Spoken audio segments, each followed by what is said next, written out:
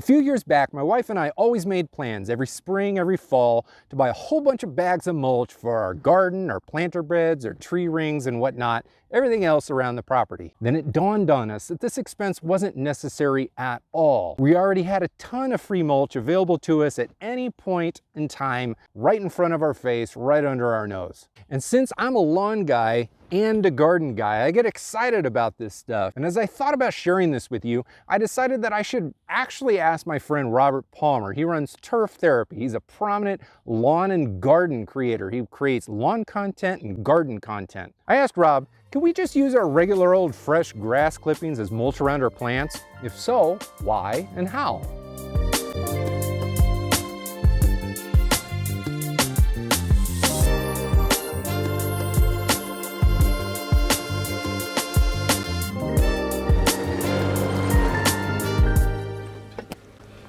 What's up guys, Rob here from Turf Therapy.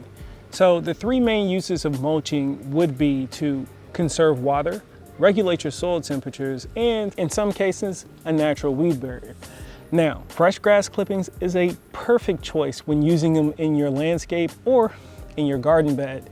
But there's some things that you want to keep in mind before you start to use that grass for those purposes. The first consideration I want you to keep in mind, only use about 1 to 2 inches of mulch in your garden and or landscape. And the reason why feeds into the second consideration, not using wet grass clippings.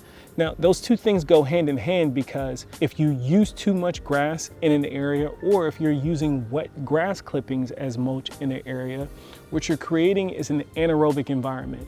In that anaerobic environment, there's not enough airflow, and then that's when our microorganisms, not necessarily the beneficial ones, are able to thrive. We don't want that. It's not good for your soil, nor is it good for your plants. And then the third consideration that I want you to keep in mind is chemicals you may be using in your lawn. What I want you to do is make sure that you read the labels. You're not going to want to use the grass clippings that could have an adverse effect on your garden or in your landscaping. Most of those chemicals are terrible for your plants, so always keep that in mind while you're out there in the garden. That pretty much wraps it up for me, guys. Thanks for stopping by. I'll catch you next time. Peace.